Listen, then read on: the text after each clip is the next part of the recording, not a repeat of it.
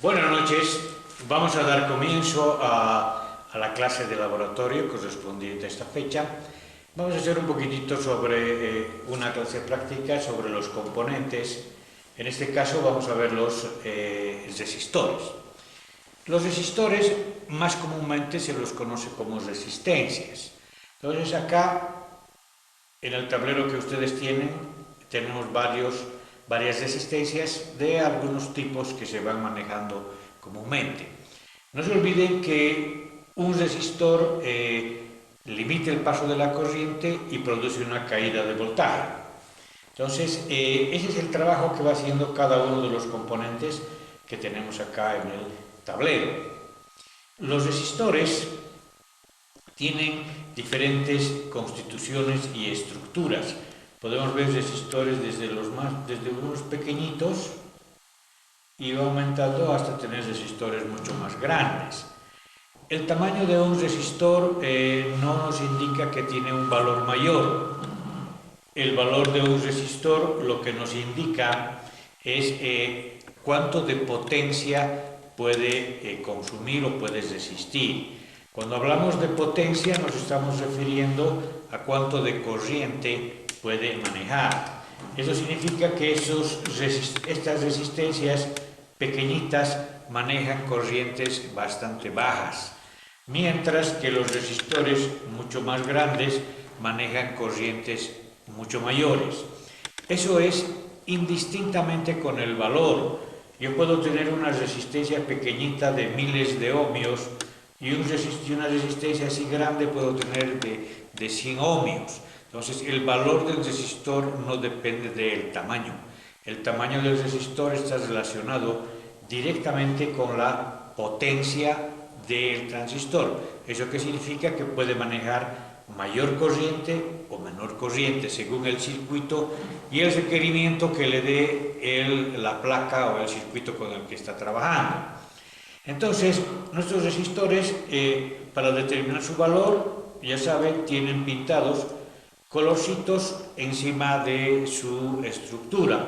O en algún caso, como en estos casos normalmente los resistores de alambre que tenemos acá, viene impreso su valor, o sea, su valor está impreso, puede ser 100 ohmios, 180, 1000 ohmios, está impreso. Mientras que los resistores de carbón, que son estos, que tienen código de colores, viene con un colorcito para indicarnos el valor del componente. Bien, las resistencias, les repito, habíamos indicado que limitan el paso de la corriente produciendo una caída de voltaje. Todas estas resistencias trabajan en esa función. Ahora, nosotros tenemos que tomar en cuenta la tolerancia. Hay algunas resistencias que tienen el 5% de tolerancia, otras resistencias que tienen el 10%, otras resistencias más precisas que tienen el 0,1%, el 0,01%. ¿En qué influencia la tolerancia? La tolerancia de estos componentes tiene la influencia en el sentido de que el fabricante nos está avisando que ese resistor no tiene el valor descrito en él. Por ejemplo, si yo tengo un resistor de 100 ohmios y tiene un 10% de tolerancia, quiere decir que yo voy a poder medir entre 90 y 110 ohmios, o sea, tengo eso es lo que nos está indicando, esa variable que nos está indicando el fabricante, que no es un valor exacto. Entonces, eso me puede ocasionar en algunos casos, en algunos circuitos, que si es de 90 ohmios, va a retrasar un poquito el flujo de corriente, ¿no? O sea, porque si es un valor de 100, con 90 es como si se hubiera hecho un poquito más pequeña. En la mayoría de los casos eso no es muy importante, pero en circuitos ya de calidad sí es importante tomar en cuenta el valor de la tolerancia del componente. Luego, ya les decía, por el consumo de potencia, o sea, de corriente, si yo tengo en un circuito un resistor de este tamañito y no encuentro su valor y le cambio por otro resistor así más grande, ustedes dirán, mejor. No es mejor, este va a consumir mayor corriente, va a trabajar con mayor corriente. Y los circuitos que estén asociados, o sea, alrededor de este resistor en la placa del circuito van a tener que tener una mayor relación de corriente y pueden lograr o hacer que se queme o se maltrate algunos de los componentes que están alrededor de esto, ¿no? Ahora, el hecho de que nosotros veamos que un resistor se ha calentado, ustedes van a observar en una placa impresa un resistor calentado, eso no significa que solamente viene de problema de falla en el resistor, que puede ser, pero también puede venir la falla en otro componente que esté más allá, que está fallando y está evitando que la corriente que circula por la resistencia tenga que ser retenida. Entonces, al retener más corriente se está calentando. Es importante por eso, cuando vamos a ver un resistor que está caliente, revisar características del resistor, pero también verificar los componentes que están allí, pueden transistores, etcétera, o circuitos integrados, que pueden estar defectuosos y eso está ocasionando a que esta resistencia pueda aumentar su valor, ¿no? O sea, su valor en corriente, pueda manejar mayor corriente y eso hace que vaya calentando, se va a ir calentando. O sea, cada valor de resistencia nos determina una cantidad de corriente que va a ir manejando. Entonces, esa cantidad de corriente va a ir variando según el estado del resistor o la resistencia. La temperatura es un agente muy importante dentro del proceso, ya que cuando los componentes van calentando, van modificando su estructura. Un resistor que vaya calentando puede ir disminuyendo su valor de resistencia o aumentando su valor de resistencia. Entonces es importante tener ese concepto de que la temperatura es un agente que va en contra del proceso del trabajo de una resistencia. Todas estas son resistencias fijas. Tenemos también resistencias variables. Aquí les muestro una resistencia variable, por ejemplo, que tiene 3 terminales. Acá tiene 3 terminales. 1, 2, 3.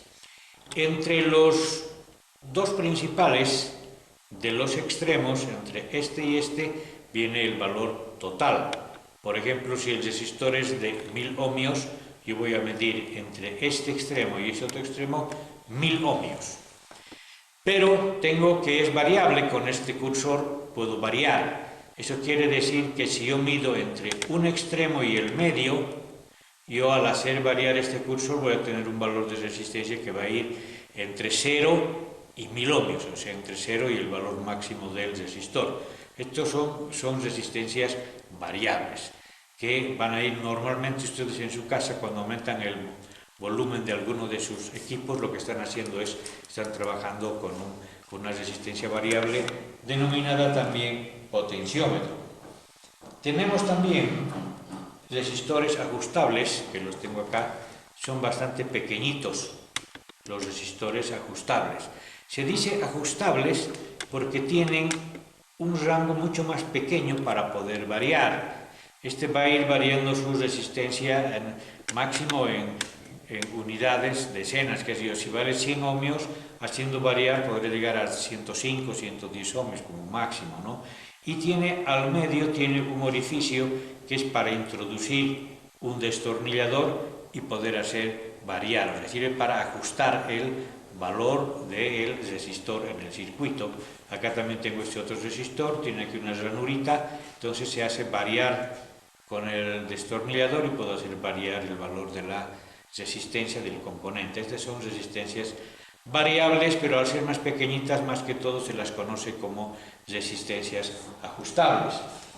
No se olviden que las resistencias tienen sus terminales, ¿no? O sea, tienen terminales, en este caso los alambritos que están al costado, que son los terminales que se utilizan para la sujeción y el contacto.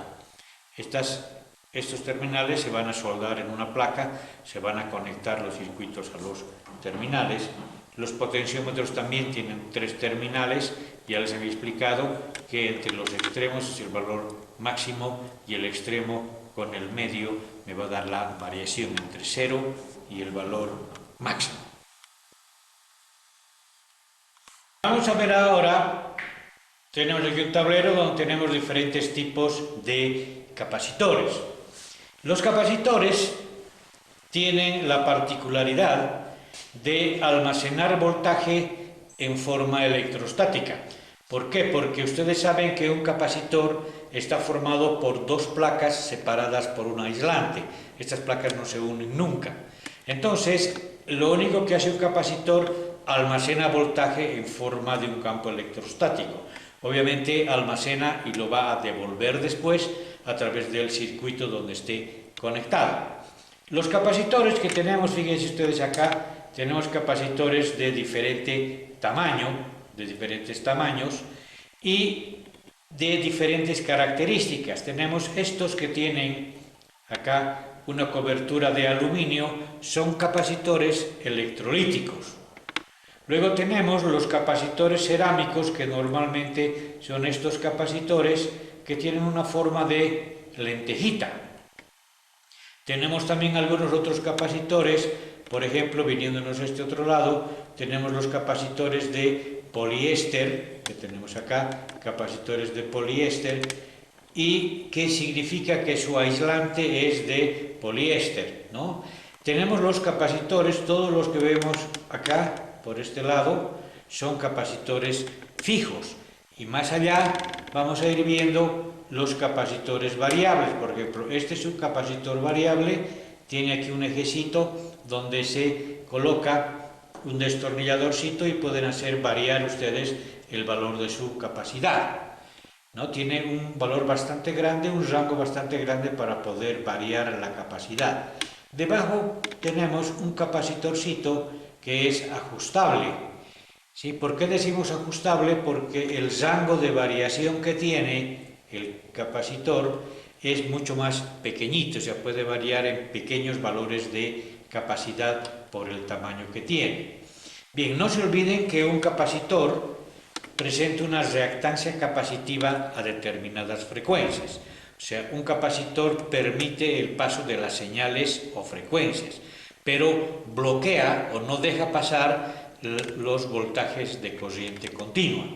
Entonces, de acuerdo a las señales con las que puede trabajar, el capacitor hay algunas señales que las deja pasar fácilmente de un lado hacia el otro lado, y hay otras señales que no las deja pasar fácilmente, es por la reactancia. Cuando hablamos nosotros de la reactancia capacitiva, decimos es la resistencia que ofrece un capacitor al paso de una señal. Entonces, cuando una señal está viniendo por acá, el capacitor logra acoplarla al otro lado y de ahí al circuito que viene. Si yo le aplico una corriente continua acá, esa corriente continua no va a pasar. Entonces, dependiendo de la frecuencia, no se olviden que las señales tienen diferentes frecuencias. Dependiente de la frecuencia es que se utiliza uno de los distintos capacitores que tenemos acá, ¿no? De los diferentes valores también que se tienen. Entonces, eso es dependiendo con las frecuencias con las que vamos trabajando. Cuando uno de los terminales del capacitor está conectado al circuito y el otro terminal está conectado al negativo o tierra, quiere decir que el capacitor está desacoplando una señal, o sea, la está mandando a tierra. Esa va a ser una señal que se ha colado, por ejemplo, en un equipo y que no necesitamos acoplarla, entonces la estamos desacoplando, mandándola a tierra. Pero cuando ninguno de sus extremos está conectado al negativo, es un capacitor que está trabajando como acoplamiento. Está acoplando un circuito al otro circuito, está acoplando la señal. Es importante tener en cuenta que cada capacitor tiene un voltaje máximo que puede aguantar, o sea, para cargar. Hemos dicho que un capacitor almacena voltaje, o sea, se carga con un voltaje. Obviamente los capacitores grandes, como los que vemos acá, se van a poder cargar con un voltaje mayor y los capacitores pequeños van a recibir un voltaje menor. Entonces, algunas veces, cuando ese voltaje, por cualquier falla que ha existido, ha aumentado, puede hacer reventar un capacitor y ese capacitor hay que sustituirlo, pero al sustituirlo hay que ver también los componentes que están alrededor para ver cuál es el que está defectuoso y ha ocasionado que el capacitor haya tenido que reventarse, ¿no? Que haya tenido que fallar. Entonces los capacitores, repito, trabajan con señales y las señales son alternas, tienen variaciones, varían entre semiciclos positivos y semiciclos negativos. Entonces se carga con un semiciclo positivo, se descarga con un semiciclo positivo y así sucesivamente. Como la corriente continua no tiene ni ciclos positivos y negativos, solo tiene un positivo continuo, entonces los capacitores no permiten el paso. Bien, vamos a ver ahora las bobinas. Una bobina normalmente se la conoce como inductancia, se las representa con la letra L. Una bobina no es más que unas vueltitas de alambre, ¿no? Son vueltitas de alambre que se efectúa sobre un núcleo o sobre un eje, ¿no? que tiene. Se va envolviendo el alambre y eso conforma una bobina. No se olviden que las bobinas son aquellos componentes que almacenan corriente en forma de un campo electromagnético. O sea, los capacitores eran los dispositivos que almacenaban voltaje y las bobinas son los dispositivos que almacenan corriente. Entonces lo único que tenemos son unas vueltitas de alambre en las bobinas. La bobina también trabaja con señales alternas. ¿Eso qué significa? Que la bobina también va a presentar una reactancia inductiva. ¿Qué quiere decir? Que a determinados valores de frecuencia va a permitir su paso directamente y a determinados valores de frecuencia los va a bloquear. Entonces a eso llamamos nosotros su reactancia, que se mide también en ohmios, igual que la resistencia capacitiva. Es la facilidad o la dificultad que tiene una señal de poder circular a través de una bobina. La bobina es simple, solamente son vueltitas de alambre, ¿no? El hecho en que pueda fallar una bobina es porque se ha cortado esa o alguna vueltita de alambre y ha hecho que la bobina se abra. Entonces tenemos que las bobinas también trabajan, pero trabajan con corriente. Son dispositivos que almacenan corriente en forma de un campo electromagnético. Entonces tenemos diferentes tipos de bobinas, en este caso que se les coloca una envoltura para evitar que la bobina se desenrosque, ¿no? Se desenrede. A este otro lado, vamos a ir viendo que tenemos los transformadores. Un transformador está formado por una bobina primaria y una bobina secundaria. La bobina primaria normalmente es la que recibe el voltaje de la línea de 220 voltios. En consecuencia va a tener alrededor de 1800 vueltas la bobinita. Y el secundario, como es un dispositivo reductor, que se utiliza en electrónica mucho, los transformadores reductores, va a tener menor cantidad de vueltas, eso dependiendo si nosotros queremos tener un transformador para 6 voltios, 9 voltios, 12 voltios, va a tener un número de vueltas de alambre mucho menor en el secundario y un número de vueltas mucho mayor en el primario. Entonces un transformador no transforma nada, lo único que está haciendo es está reduciendo el voltaje del primario en el secundario. Está pasando el voltaje del primario al secundario, pero como el secundario tiene menor cantidad de vueltas, se está induciendo un voltaje más pequeño. No se olviden que a las bobinas normalmente se las conoce con el nombre de inductancias. Bien, en este tablero tenemos los diodos. Los diodos ya son dispositivos un poco más funcionales dentro de la electrónica. Los capacitores, las bobinas, los resistores son componentes pasivos.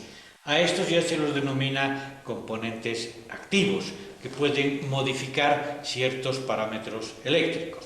Un diodo, los pueden ver aquí desde pequeñitos hasta bastante grandes, es el dispositivo que solamente va a conducir corriente en un sentido. Cuando su ánodo es positivo y el cátodo es negativo, circula corriente. Si invierto yo el diodo, no va a circular corriente. Esa es la particularidad general dentro de los diodos. También puedo tener aquí diodos desde pequeñitos hasta mucho más grandes, y existen industriales que son mucho más grandes que estos, pero el funcionamiento es el mismo. No se olviden, el diodo, esté donde esté en un receptor o esté en una nave espacial, el diodo sigue trabajando de la manera que les he indicado, es que dirige la corriente en un solo sentido cuando el ánodo es polarizado positivamente y el cátodo es polarizado negativamente. Entonces, para probar un diodito, ya saben, en un sentido conduce, en el otro sentido no conduce, en el sentido directo conduce con el probador y en el otro sentido no conduce. Debajo de estos dioditos tenemos los diodos LED, que son estos de colorcito que tenemos acá. LED quiere decir diodo emisor de luz. Estos son, muchos le dicen foquitos, no son foquitos, son emisores de luz, se utilizan como dispositivos que nos indican, ¿no?, alguna relación. Entonces, trabajan con un voltaje normalmente desde 1.2 a 1.5 voltios y actualmente hay LEDs que trabajan con 3 voltios o un poco más. Entonces, estos LEDs solamente son diodos emisores de luz. ¿Qué significa? Que cuando se lo polariza directamente el ánodo positivo y el cátodo negativo, estos dioditos producen luz, o sea, se encienden, ¿no? Normalmente se los utiliza como indicadores, los diodos LED. A este otro lado ya tenemos conjuntos de diodos. Aquí, dentro de este encapsulado que tenemos acá, dentro de este encapsulado, por ejemplo, en este caso se han colocado 4 diodos. En este encapsulado yo tengo conectados 4 diodos y ya vamos a ver después en qué se utiliza. En este otro encapsulado, que parece un transistor pero son diodos, tengo 2 diodos que están conectados internamente. En este otro que tengo 4 terminales también existen 4 diodos y así sucesivamente. Y aquí tengo, en ese otro lado, ustedes pueden observar aquí, lo que nosotros normalmente llamamos es un display, que es un indicador numérico, que está hecho también de segmentos y cada segmento es un diodo. Nos sirve en este caso para mostrarnos, ¿no?, o sea, para que podamos observar en un caso determinado los números del 0 al 9. Por eso es un dispositivo, es un display indicador numérico.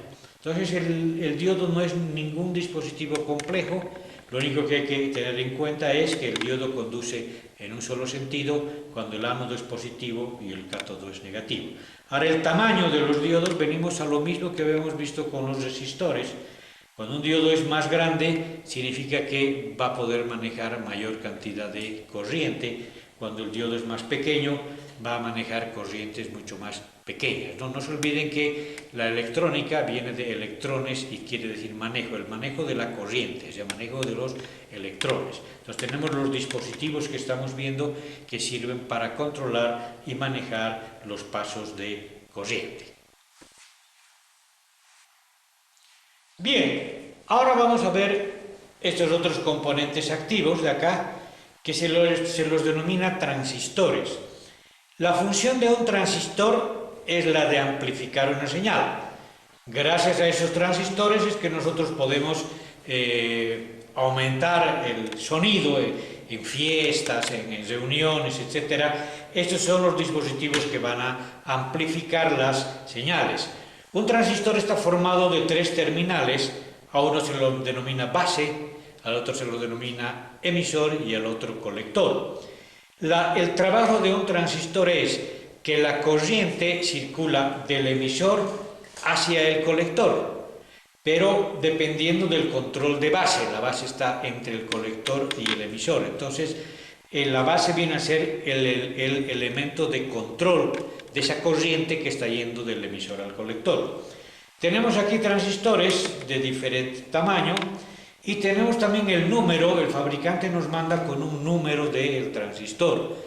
Ese transistor podemos tener el 2N2222, el TIP31, el BS548, son la numeración que tiene el diodo con sus propias características. Esto es para que ustedes puedan ingresar en internet, por ejemplo, a un manual de transistores y ahí a través del número pueden buscar las características que el fabricante nos está mandando del transistor. Te digo, tenemos resistores desde pequeñitos hasta resistores, van a ir creciendo aquí, hasta resistores de potencia, ¿no? Que tenemos estos que son mucho más grandes, ¿no? Todos estos son mucho más grandes. De todas maneras, cualquiera de los transistores sirven para amplificar. Ahora, ¿por qué un transistor es mucho más grande y otro más pequeño? Porque los transistores grandes trabajan en las etapas de potencia, donde necesitamos ya dar una potencia bastante grande a la señal para que pueda, qué sé yo, accionar unos parlantes, por ejemplo. Si nosotros vamos a recibir del micrófono una señal, vamos a comenzar con transistores pequeñitos y vamos a hacer que la señal vaya creciendo poco a poco, hasta que va a ir llegando a la última etapa, que ya es los transistores de potencia, donde vamos a dar una ganancia de corriente. Estos transistores, que son los pequeños, me dan una ganancia de voltaje, y los transistores, que son más grandes, me dan una ganancia de corriente. Entonces, los transistores son dispositivos que sirven para amplificar una señal. Este tipo de transistores tienen su numeración, que en el manual que pueden entrar, ya les decía, internet, pueden buscar y les va a dar las características que el fabricante tiene para cada uno de ellos. Eso son miles de componentes, no podemos aprendernos de memoria, entonces tenemos que aprender a ingresar al internet y poder buscar por su número el transistor y poder verificar las características que este tiene. Pero un transistor es un dispositivo que amplifica señales y está formado por tres terminales: su emisor, su base y su colector. Del emisor comienza, por eso se llama emisor, comienza a emitirse los electrones que se dirigen hacia el colector, pero son controlados por la base. La base dice si van a circular más electrones del emisor al colector, menos electrones, más electrones, menos electrones, y en ese proceso se va a ir produciendo la amplificación.